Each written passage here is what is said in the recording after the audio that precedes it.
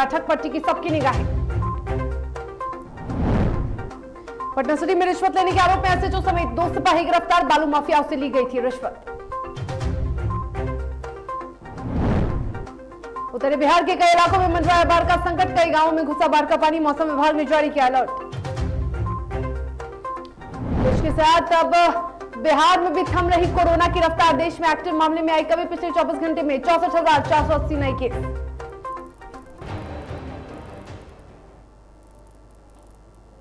नमस्कार, आप देख रहे हैं डीटीवी भारत, आपके साथ मैं हूं शर्मिला चौहान। खबरों की शुरुआत करेंगे और सबसे पहले आपको बता दें कि पटना सिटी के दीदारगंज के एसएचओ राजेश कुमार को बालू माफियाओं से रुपए लेने के कारण निगरानी विभाग ने दबोचा है। बता दें कि एसएचओ के साथ ही 2 सिपाहियों को भी गिरफ्तार किया गया है। बताया जा रहा है कि गुप्त स्थान पर बालू माफियाओं से रुपए लिए गए थे, जिस पर कार्रवाई की गई। तो बड़ी कार्रवाई की गई है एसएचओ पर, एसएचओ को गिरफ्तार किया गया है। रिश्वत लेने के आरोप में एसएचओ गिरफ्तार हुए हैं और एसएचओ के साथ 2 सिपाहियों पर भी कार्रवाई करते हुए उन्हें गिरफ्तार किया गया है।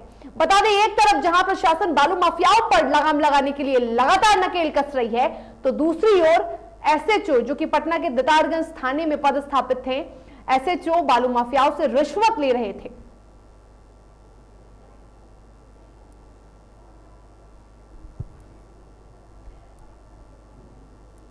तो पटना सिटी में रिश्वत लेते हुए एसएचओ को गिरफ्तार किया गया है। बता दें कि बड़ी कार्रवाई की गई है, एसएचओ के साथ 2 सिपाहियों की भी गिरफ्तारी हुई है।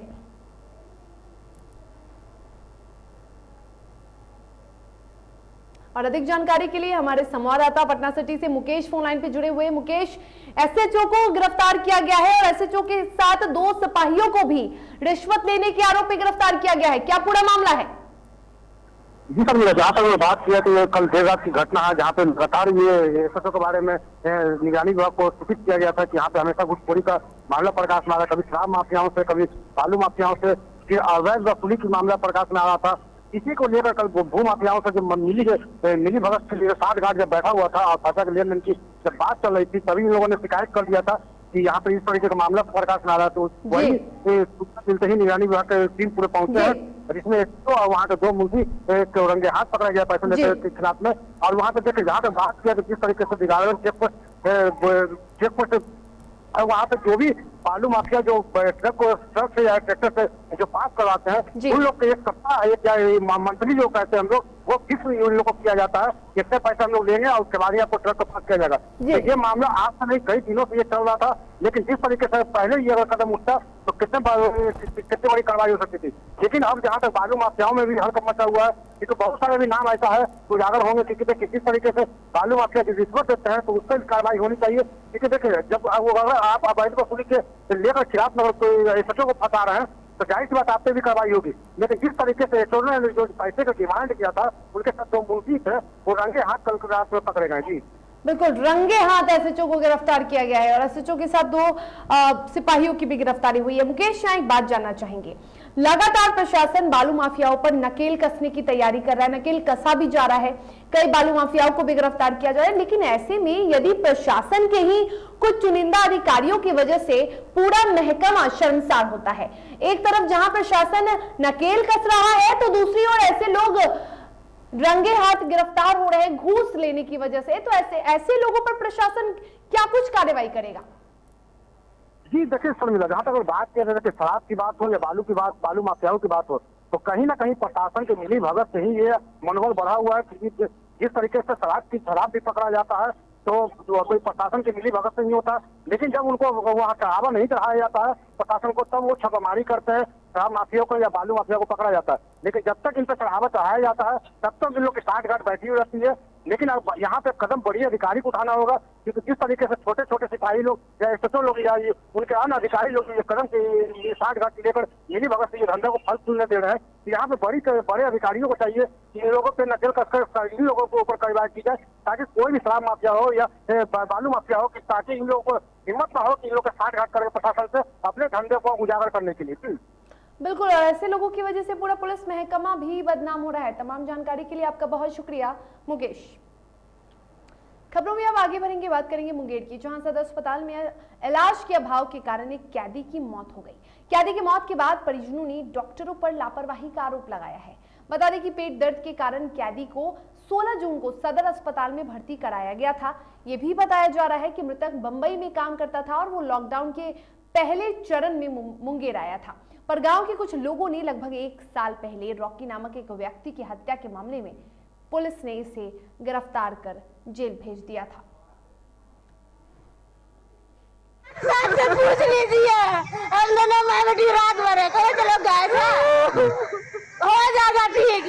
दर्द तो सबको मानता है सर, हमको भी आपको भी, दर्द तो सब मामूली आदमी को मानता है। इसको कैसा कैसा दबार भी न खाली पानी चढ़ा गया, हाथ घर नीला पड़ गया उसको। वो सुबह 8-9 बजे इसको अल्ट्रासाउंड कराए, कोई डॉक्टर देखने नहीं गया। बताइए, उसका बोलता प्राइवेट से, तो प्राइवेट इलाज करा लेते हैं, देखने के लिए कोई डॉक्टर। क्या माना है डॉक्टर की लापरवाही की वजह से? हाँ सर, डॉक्टर पूरा लापरवाही किया। बस पेट में दर्द। अच्छा, फिर? तो कैदी बताया कि हमारे माने लैट्रिन नहीं उतर रहा है 3 दिन से, अच्छा और गैस बना हुआ है। अच्छा। तो उसी का दवा लिख करके दे रहे थे, तो रात में भी दिए, कल भी दिए। हाँ, पूरे रात हम लोग भी परेशान रहे। तो डॉक्टर लोग उसको देख रेख कर रहे थे कि नहीं कर रहे थे? नहीं कर रहे थे, मैडम नहीं कर रहे थे। खगड़िया के बेलोदौर थाना क्षेत्र के पचौत पंचायत के मुसहरी पुनर्वास गांव के पास पटना सीआईडी विभाग और 0 mile picket police ASI Shailesh Kumar ने भारी मात्रा में विदेशी शराब को बरामद किया है। पुलिस कप्तान के दिशा निर्देश पर पटना सीआईडी विभाग ने पिकेट पुलिस के सहयोग से पिकअप का पीछा कर पचौत पंचायत के मुसहरी से शराब को बरामद किया है। वहीं पिकअप ड्राइवर और उप चालक को भी पुलिस ने गिरफ्तार किया है। तो खगड़िया में बड़ी कार्रवाई की गई है, भारी मात्रा में शराब को बरामद किया गया है। आपको बता दें कि इस कार्रवाई के दौरान पिकअप चालक और उप चालक को भी गिरफ्तार किया गया है और ऐसे में संयुक्त रूप से यह कार्रवाई की गई है, जिसमें एएसआई के नेतृत्व में ये कार्रवाई की गई है और छापेमारी कर आपको बता दें कि एक पिकअप वैन को भी जब्त किया गया है, पिकअप चालक और उप चालक को भी गिरफ्तार किया गया है और भारी मात्रा में विदेशी शराब को बरामद किया गया है। लगातार प्रशासन शराब बंदी को लागू करने की कवायद तेज कर रही है और ऐसे में शराब माफियाओं और शराब धंधेबाज पर भी कार्रवाई अब तेज हो चुकी है बिहार में। गुप्त सूचना मिला ये सीआईटी टीम को और उनके सहयोग में हम आए थे और उनके ईमेल जाकर नेतृत्व में वहाँ पर ये मिला है शराब। कहाँ पे सर? पचौत ग्राम के पास। और एक तरफ खाद की कालाबाजारी रोकने के लिए सरकार कई टीमें बनाकर इसे रोकने की कोशिश कर रही है, तो दूसरी तरफ कालाबाजारी करने वाले लोग भी बाज नहीं आ रहे हैं। खबर नालंदा से है, जहां खाद की पैकिंग हो रही थी। मामले का खुलासा तब हुआ जब जिला कृषि पदाधिकारी विभु विद्यार्थी को गुप्त सूचना मिली कि वैना थाना अंतर्गत सरतू गांव में खाद की पैकिंग हो रही है। उन्होंने तुरंत टीम बनाकर छापेमारी की कार्रवाई की, जहां से 700 पैकेट खाद को बरामद कर लिया गया।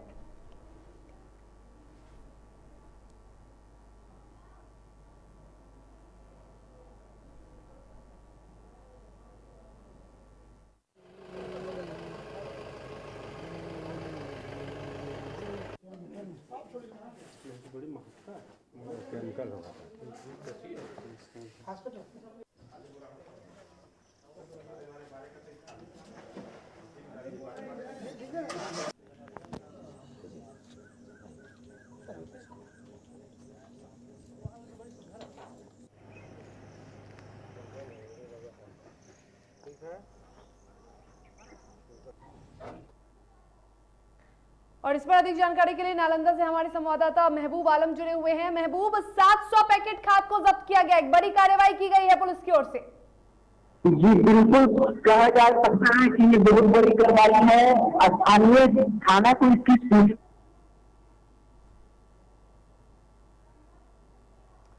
और हमारे संवाददाता से हमारा संपर्क टूट गया। बता दें कि नालंदा में बड़ी कार्रवाई की गई है। 700 पैकेट खाद को जब्त किया गया है। छापेमारी कर मकान को भी पुलिस ने सील कर दिया है। बता दें कि गुप्त सूचना के आधार पर 700 पैकेट खाद को जब्त किया गया। गुप्त सूचना के आधार पर थाना प्रभारी को सूचना मिला, उन्होंने आके देखे, उसके बाद फिर मुझे फोन किए। हम यहाँ आए, जब यहाँ देखे तो बड़ी मात्रा में जो है NPK 12-12 का फसल, NPK 12-12 का जो है वो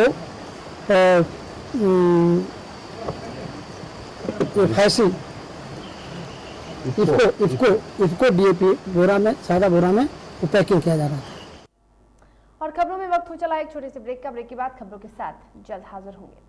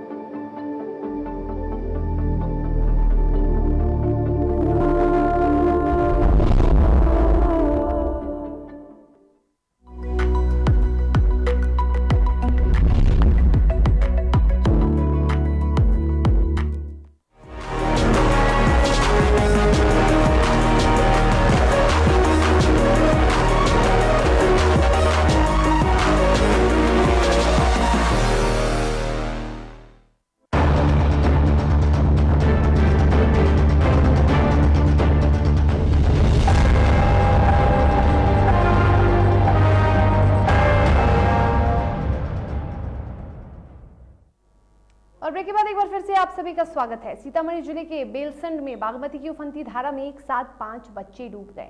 एक ने खुद से अपनी जान बचाई तो दूसरे के शव को गोताखोरों ने बरामद किया।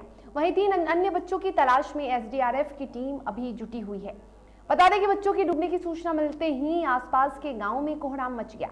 बताया जा रहा है कि सुबह बेलसंड थाना अंतर्गत बागमती नदी के चैनपुर घाट पर नहाने गए 5 किशोर में से 4 डूब गए। तो सीतामढ़ी की खबर है जहां बागमती नदी में सुबह नहाने गए 5 बच्चे डूब गए, जिसमें से एक बच्चे ने खुद तैरकर अपनी जान बचाई तो दूसरे बच्चे के शव को गोताखोरों की मदद से निकाला गया। वहीं 3 बच्चों की तलाश जारी है। बता दें कि एसडीआरएफ की टीम मौके पर पहुंचकर जांच कर रही है, तलाश कर रही है लापता बच्चों की। और सीतामढ़ी के बेलसंड में एक बड़ा हादसा हुआ जहां बच्चे ने तैरकर तो जान बचा ली, लेकिन बाकी के 4 बच्चों में से एक बच्चे का शव बरामद किया गया और 3 बच्चों की तलाश अब भी जारी है।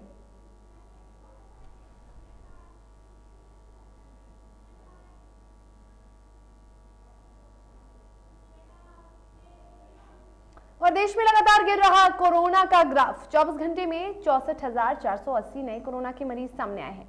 24 घंटे में की बात कर ले तो 2,330 मरीजों की मौत हुई है। वहीं 24 घंटे में 88,977 मरीज स्वस्थ होकर अपने घर लौट चुके हैं। एक्टिव मरीजों की संख्या की बात कर लेते हैं तो वो भी 7,98,656 हो चुका है। और ये 73 दिन बाद इतने कम एक्टिव मरीजों की देश में पुष्टि हुई है, क्योंकि लगातार आंकड़ों में बढ़ोतरी हो रही थी। और अभी कुछ अगर एक महीने की बात कर ले तो मई महीने के अंत से जो कोरोना का ग्राफ है वो धीरे धीरे गिरता हुआ नजर आ रहा है और कोरोना की रफ्तार भी अब कम हो रही है। लेकिन सरकार को अब तीसरे लहर की चिंता है। तीसरा लहर जो बेहद खतरनाक साबित होने वाला है और उसमें बच्चे सबसे अधिक इसकी चपेट में आने वाले हैं। ये कयास लगाए जा रहे हैं कि तीसरे लहर की चपेट में सबसे अधिक बच्चे आने वाले हैं, तो इसको लेकर भी सरकार पूरी तरह से तैयारियों में जुटी है। सरकार इस बार कोई लापरवाही नहीं बरतना चाहती है और ना ही बच्चों पर इस पर असर पड़े वो ये चाहती है। और इसको लेकर बच्चों के वैक्सीनेशन की भी बात चल रही है। बच्चों पर भी वैक्सीनेशन का ट्रायल तेज कर दिया गया है ताकि बच्चों को भी इस खतरनाक बीमारी से बचाया जा सके। बच्चे जो हमारे देश का भविष्य हैं उन्हें भी बचाया जा सके।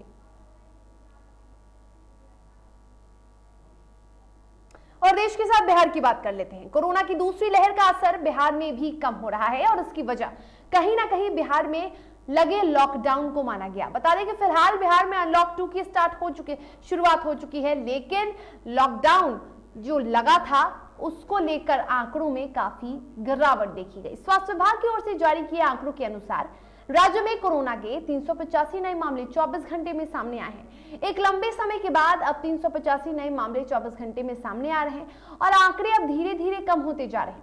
उधर स्वास्थ्य विभाग की ओर से बताया जा रहा है कि पिछले 24 घंटे में 1,13,525 लोगों के सैंपल की जांच हुई, यानी कि 24 घंटे में अब भी जो लोग हैं, जो मरीज हैं, जो लोग हैं उनके सैंपल की जांच अधिक संख्या में की जा रही है, लेकिन मामलों में अब रफ्तार में अब कमी देखी जा रही है। वहीं एक्टिव मरीजों की बात कर लेते हैं तो संख्या 3,803 हो चुका है, यानी बिहार में अभी 3,803 एक्टिव मरीजों की संख्या है। फिलहाल बिहार में कोरोना का रिकवरी रेट 98.15% है।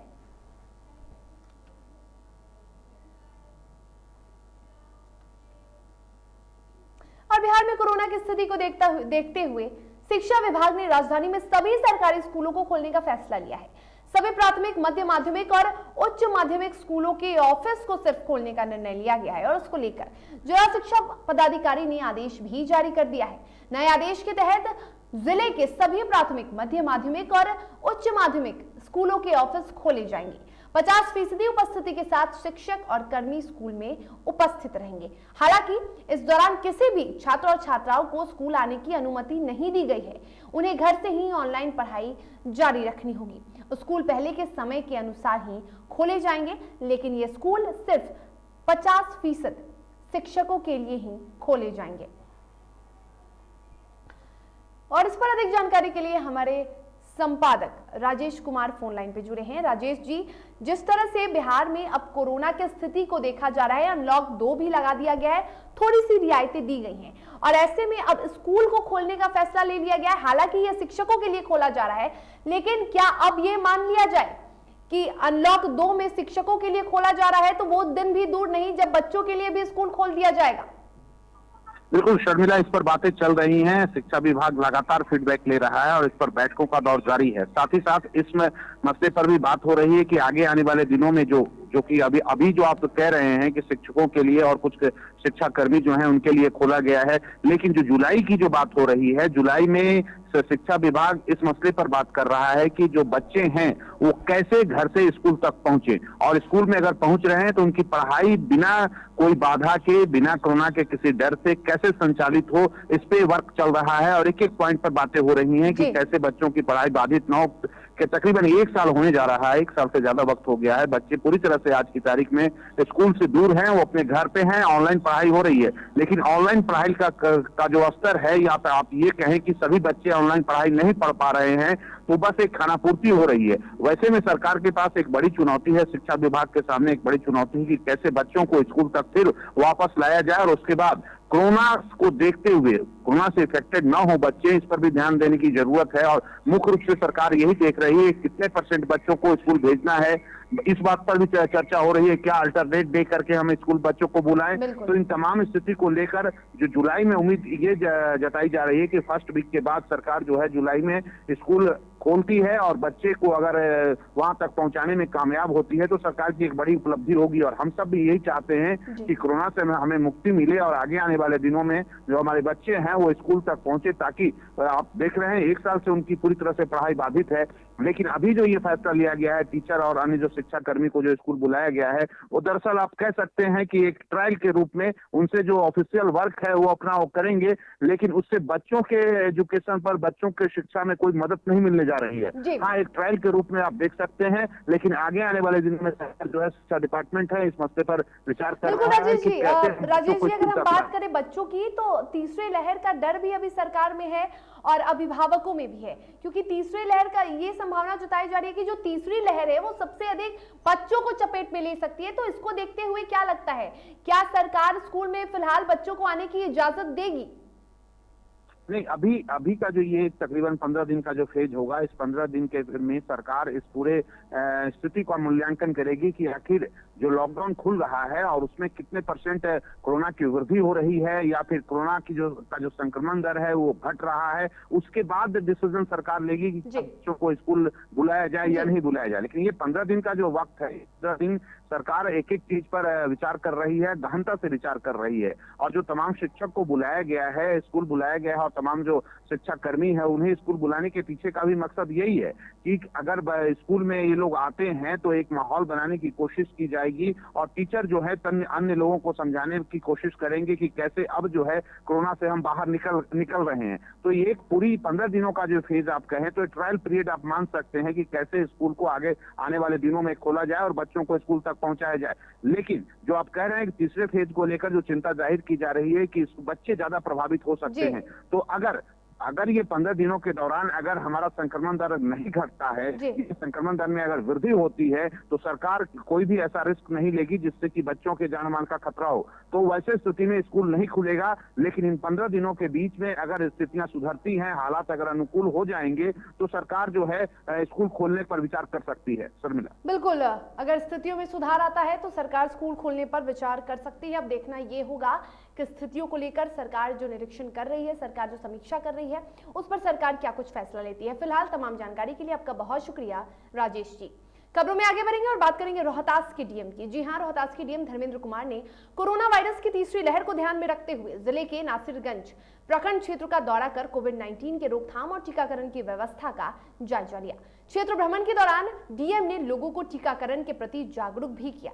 डीएम ने नगर स्थित प्राथमिक स्वास्थ्य केंद्र से रेफरल अस्पताल का भी निरीक्षण किया और इस दौरान उन्होंने अस्पताल के टीकाकरण स्थल, रजिस्ट्रेशन काउंटर, वैक्सीनेशन स्टोर और स्वास्थ्य केंद्र में साफ सफाई का भी निरीक्षण किया। बता दें कि डीएम ने रेफरल अस्पताल के जर्जर भवन की जल्द निर्माण कराने को लेकर प्रभारी चिकित्सा पदाधिकारी को निर्देश भी दिया।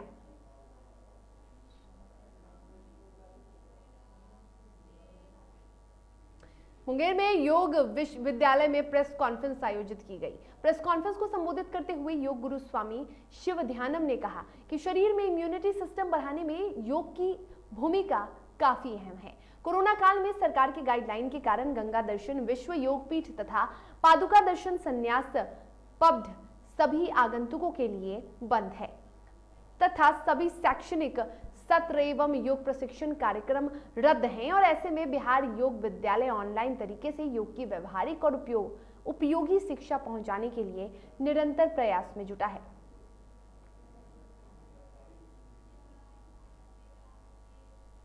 और अब बात कर लेते हैं हैं राजनीति गलियारों की। चिराग पासवान के लिए पार्टी पर अपनी दावेदारी बरकरार रखना बेहद मुश्किल होता जा रहा है।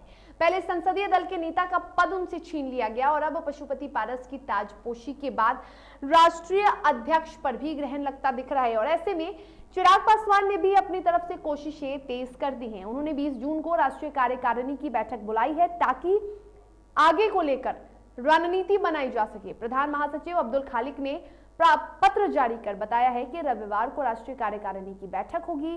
12 जनपद स्थित चिराग पासवान के सरकारी आवास पर यह बैठक है। उन्होंने तमाम नेताओं से आग्रह किया है कि राष्ट्रीय कार्यकारिणी की बैठक में जरूर शामिल हो। माना जा रहा है कि इस बैठक के जरिए चिराग पासवान चाचा पशुपति पारस और बागी नेताओं को करारा जवाब दे सकते हैं।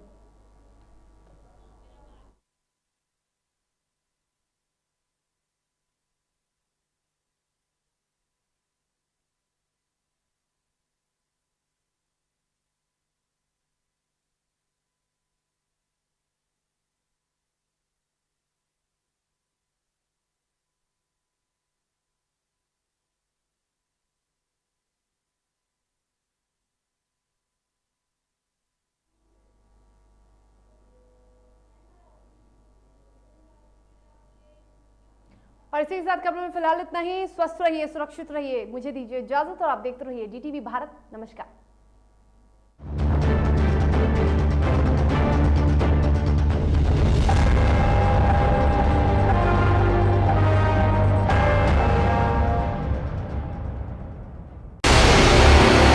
DTV